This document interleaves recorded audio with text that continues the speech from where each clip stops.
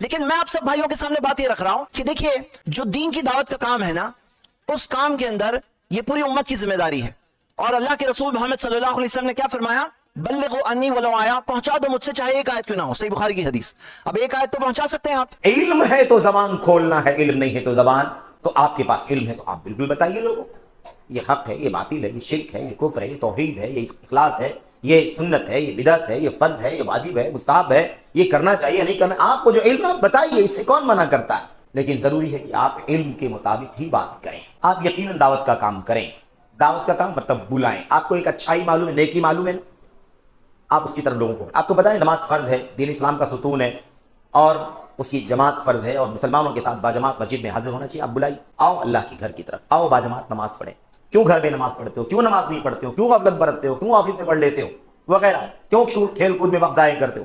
اذان کے ہوتے ہی آپ مسجد میں باجماعت نماز پڑھیں مسلمانوں کے ساتھ. آپ بلائیے. گناہ کا کام آپ کو معلوم ہے، یہ سود ہے، یہ رشوت ہے، یہ حرام ہے، آپ منع کیجیے، بتائیے.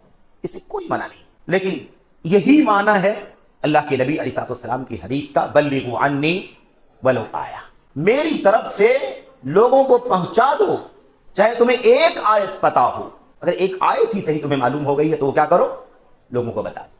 تو آپ کو ایک آیت معلوم ہے تو آپ گھر میں رہیے بتا دیجیے، آپ آفس میں رہیے بتا دیجیے، سفر میں رہیے بتا دیجیے، چلتے پھرتے دوست احباب جہاں رہیے بتائیے.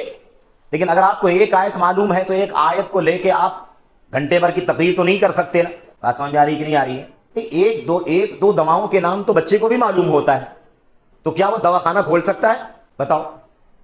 اگر ایک دو دواؤں کا نام معلوم ہونے والے کو دواخانہ کھولنے کی اجازت ہو تو کوئی بتائے.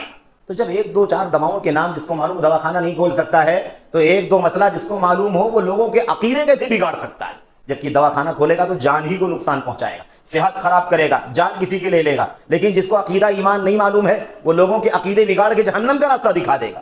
تو جسم تو بچ جائے گا اور روح کیا ہو جائے گی؟ مر جائے. سمجھ رہے کہ نہیں سمجھ رہے؟ اس لیے اس کا مس یوز نہیں ہونا چاہیے. یہ بات اپنی جگہ طے ہے کہ آپ کو جو بات صحیح معنوں میں معلوم ہے آپ اس کو پوچھیں. اللہ کے نبی نے کیا فرمایا؟ انی، میری طرف سے. میری طرف سے تو یہ بھی تو معلوم ہونا چاہیے کہ وہ بات اللہ کے نبی کی طرف سے ہے بھی کہ نہیں ہے. اللہ کے نبی کی طرف سے ہونے کا کیا مطلب ہے؟ وہ بات آپ نے کہی ہے کہ نہیں کہی ہے، ایک بات. دوسری بات، آپ نے جو بات کہی ہے اس کا وہی معنی ہے جو آپ بیان کر رہے ہیں یا وہ معنی نہیں ہے؟ ایسا تو نہیں کہ آپ بات نبی کے بیان پیش کر رہے ہیں اور معنی اپنا. یہ سب انی کا معنی ہے. اس کے لیے ٹائم لگے گا، اس کے لیے وقت لگے گا. علم حاصل کرنے کے لیے آپ کو اہل علم کی بہرحال شاگردی اختیار کرنی پڑے گی، تب یہ مسئلہ حل ہوگا.